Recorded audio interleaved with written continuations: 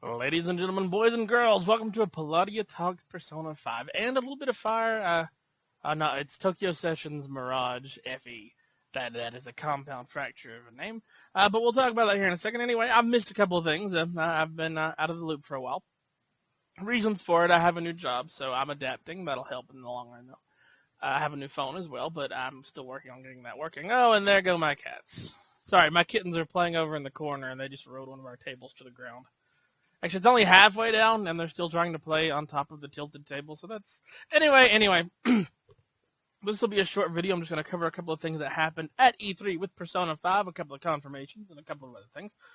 First off, the big thing is that, obviously, yeah, that's Goro. That is not, unfortunately, Ken. I was hoping, but no dice. To the person who pointed out in my comments, thank you very much. I do appreciate you pointing that out to me. I didn't respond to it down there. I apologize. I'll get used to this sort of thing eventually, I promise. But yeah, that is our new character. His name is Goro. He's a detective in high school, and that's all we know. It's following the same footsteps as Naoto, but he seems a lot different on the overall. Excuse me, macaroni and cheese is talking. We'll see how it goes. I'm a little leery of them reusing ideas like that. But if it can be well done, then, more power to them. And so far, everything about Persona 5 looks like it's going to be well done. Alright, on to other things that I was wrong about. Obviously, those are not special attacks that were performed. Each character has their own special animation if they complete a follow-up attack, not a follow-up attack, an all-out attack on the enemy. Baton Pass is not replacing one more. It is in addition to one more, so you can either take another turn yourself or you can pass the turn on to someone else. And you know what? That's fine. That's actually great. That's progress. That's adding more to it without taking away something that was there before. I would not have minded if Baton Pass were just passing it on to another person, but this way works too. Oh, what else? Yeah, now we know we go into their corrupted hearts to steal treasures inside of them that are corrupting them and making them... And the kittens flip the table back upright. Now that's impressive, guys. Anyway, sorry, back to what I was talking about. To steal a treasure inside of them that is corrupting them and making them that way. So it seems like we're actually going into the people's, I'm going to say souls. So that's an interesting way of doing it. I've seen a couple of other things that seem to imply that there's going to be more than just doing that, but I don't have enough to positively say, yeah, no, there'll be other dungeons that don't take place in soul spaces. I'm not sure, but we'll see. Oh, what else was confirmed? Social links, obviously, they're finally just like, yes, no, here, social links. Cooperations in this one. But here is something to consider. They seem to be keeping cooperation separate from going on dates with people. So I'm wondering if they're going to be two separate aspects. I think it's still going to all be under cooperation, but I think that, let me put it this way, in Persona 4, when you leveled up a social link with characters who were in your party, they each got different things for going up in levels. Meanwhile, everyone else got bunk. I mean, obviously, you're talking to the guy down the street. He's not going to be able to join you in combat. He's not going to get better at that. And the only thing you got was a big persona at the end of the line. You got their special item, and you could fuse this big persona. I think here, the reason they went with cooperations being store owners or stuff is that might be tied into how you buy new weapons and such. Like in Persona 3, it was just at certain times they would up their products. Persona 4, it was what you found in dungeons. Personas 1 and 2, it was just the shop owners you stumbled across, whoever had certain things. And rumors, actually, Persona 2, it was certain rumors you could spread. Here, I'm wondering if that's another reason that you would want to build up your social links with these shop owners, is so they'll have better stuff for you. Kind of hope so, kind of hope not. I hope they sell basic stuff at the very least without attaching it to social link levels, cooperation. I'm sorry, it's going to take me a while to stop calling them social links because I've been doing it so long. Also, I'm going to pause for just a second. No, I'm going EDHD on you guys so bad. FTL again, guys. I wanted to use that as my background this time because I like this background a bit more than the opening background for Stardew Valley. But I like to play Stardew Valley more for a talks because I don't have to pay as much attention as I do here. Anyway, what was I saying? Oh yeah, and I hope that different cooperation levels will give you better stuff, but I hope that basic stuff on a better level is sold throughout, so that you're not completely tied to leveling up those social links in order to get better stuff. I mean, it wouldn't necessarily be a bad thing, but at the same time, that would be something you would have to do in order to get better gear. And I mean, the other options were like farming in Persona 4. So I guess it could be worse. Yeah. And we've seen that basically now they're just like, yeah, no, you go on dates with these people, or you go on outings. I suppose it'll be with guys. So at least they're being like, yeah, no, that's the thing. That's the thing you don't know. What else? What else did I miss with this particular one? Oh, I think that's about it. We didn't get a lot of new stuff for this. We had some confirmations and got some more gameplay. The stuff I said about First Strike, that was obviously true. Oh, yeah, no holdups. Sorry, holdups are absolutely... I can't help but laugh because in the video when he's holding them, they just got him at gunpoint. Just like, no. Give us your stuff. Like, and I hope that means that when you are... I hope that this isn't negotiation. I hope this isn't, hey, if I stop pointing my gun at you, will you do this? And they're going to be like, yeah, and then run away anyway. No, I hope this is just, you've got them, literally speaking, by the balls, and they just have to do whatever now. I know that's absolutely awful. That also, by the way, is how you will garner Persona in this one. I think this is going to be a better version of the conversation system, because I think I've aired my grievances with conversation before here. If I haven't, I'll do it again. And I hated going through these long processes with these demons back in 1 and 2, and then having them run off anyway. Although it was cool, I will give that system this. It was cool when you would run into them later and they'd be like, hey, yeah, you did that nice thing for me before? Sure, I'll join you, or here's $1,000 or whatever. But for the most part, that was just an exercise in frustration. In Persona 2, they actually did a better job later on, because when you negotiated, you could do dual negotiations, and dual and triple negotiations were, for one, absolutely hilarious, but for two, were also a lot more effective than just normal conversations with demons. But then again, back then it was a lot more important to...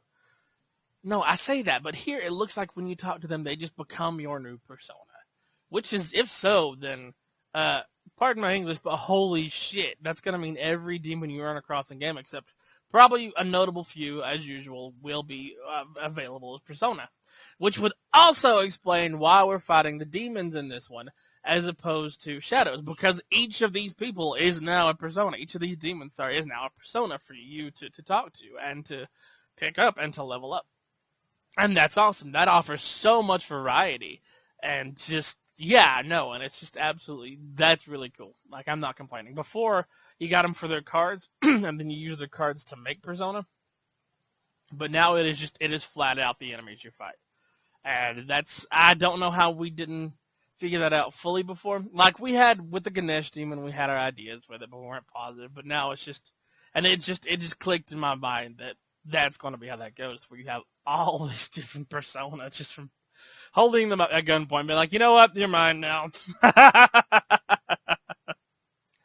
Now, one thing, and this is actually just a hope on my part, I'm just hoping that it's easier to level them in this one, because the main characters' Persona have always been notoriously difficult to level. For some reason, they've always taken so much more. Actually, I say for some reason, I'm pretty sure I know why. It's because they want you to switch Persona actively, which is also why your starter Personas peter out after level 6. Which, makes sense. But at the same time, one of my favorite things about Persona 4 Golden is the fact that right now my Izanagi on my fresh go-through is about 10 stat points ahead of everyone else because of the draw game. But I'm still using him. He's still got all this updated stuff that I've given him, and he's just an absolute powerhouse. And I love that. I love being able to continue using those. Not the first go-through. Pardon me again. Jeez, that was a deep one. Not the first go-through. I think the first go-through should probably have restrictions, because... that's part of Persona. You build these new Persona one way or the other. You don't just keep one Persona and have them become a super Persona or a good Persona. Which is fine. Yeah, that's good. That is Persona. Like, as much as I like to have my Super Izanagi, that's not so much Persona as is the entire... You need to fuse. You need to make these better demons. You need to make different... I'm saying demons. I'm already getting into the Persona 5 mindset. You need to make these different and more powerful Persona, and you don't need to just stick around on one or two. Oh, yeah. No, I'm excited, but jeez. February of next year. Oh, and what else? I feel like we got a couple of other little pieces and tidbits from this E3 video, but for some reason I cannot remember them. Also, my little black and white kitten Danae is fluffing up her tail with the big cat Jen. Did you guys hear Jen? Yeah, she's my little girl. Anyway, that's enough about Persona 5 for now. I'm now playing Tokyo Mirage Sessions Fire Emblem. Mouthful, I'm just going to call it Mirage Sessions from now on. Oh, that's a game. Okay, I've got to warn you, first off, if you don't like anime, you're not going to like it, because this is an anime in video game form. And I played a couple of these in the past, but so far this is the best anime game anime game that I've ever played. I mean, they really do. It is a fully fleshed out RPG. And it has a lot of the quirks from Persona, like your first spells are Dia and Zio. And then it has a lot of stuff from Shin Megami Tensei, and then it has a lot of stuff from Fire Emblem. Leveling up is the Fire Emblem sound, and I laughed so hard when I first heard that because it was so funny. But then they do other little things, and if you've ever played Final Fantasy IV with Kain in that, one of the characters that joins you a little bit later, and I won't give up many names, that'd be a spoiler, but he has a guy who uses a spear, and his name is Kain, and I was like, that's awfully close to something else.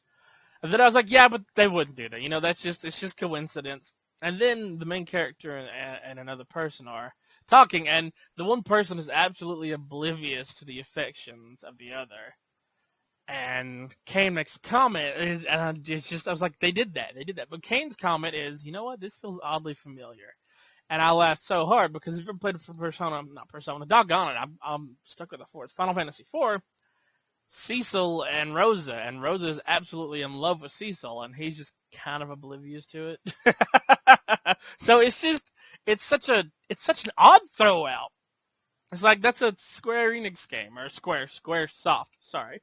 It's a Square Soft game, and you guys are giving a shout out to it. It was really cool though. It's it's full of made up words to fit what's going on, and I'm trying not to give out any spoilers, but like the idolosphere, which is an idol, you know, because Japan's big on their idols. An idol sphere is basically what it is, and it's just it is super anime, and I love it, but there's still points when it just kind of punches you in the face with how anime it's trying to be. Not trying, I say trying, but this is an anime. It's just that you happen to be able to play the character in the anime, and that's pretty cool. I'm also a big fan of music, so I don't mind that it has a really cool soundtrack so far, and it's artistically it's beautiful. But here's something else interesting, guys.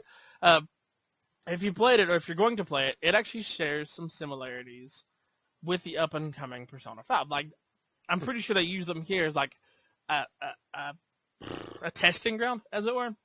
Because, like, things like being able to see... I'm using like a lot, I'm sorry, I do that when I get excited.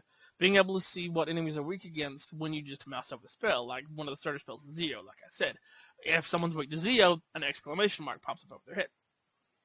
And it's just interesting little things like that. And so far, by the way, if you don't know, each of your... Oh, what do they call them this? They're weapons, but they've got a special name. But anyway, each of those is your persona, essentially. It's where they each have a certain number of spells that they learn. And they level up.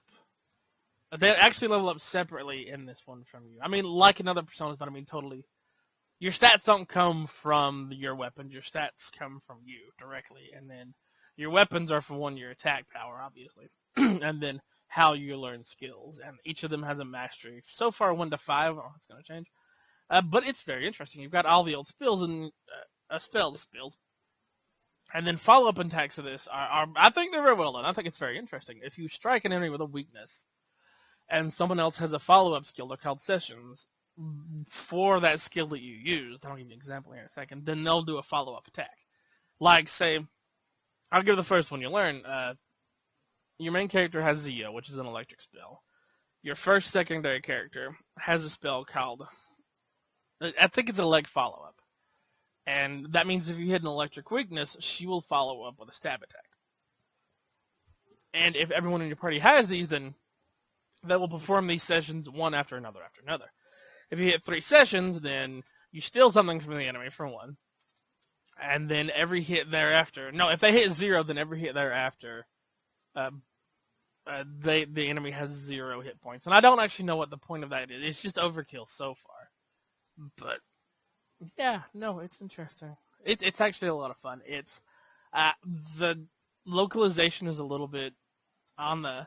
It's not, you know what, I say that, but I've played much worse localizations in my time. Like, the translation is solid so far, especially for what we have gotten in the distant past. But they did not, if you don't know this, they did not dub it. And I'm one of the people who, so long as it's not a terrible dub, I will take a dub any day over sub because I don't natively speak Japanese and I don't understand it. I wish I did. Honest to God, I wish I did, but I don't. So dubs are the way to go for me.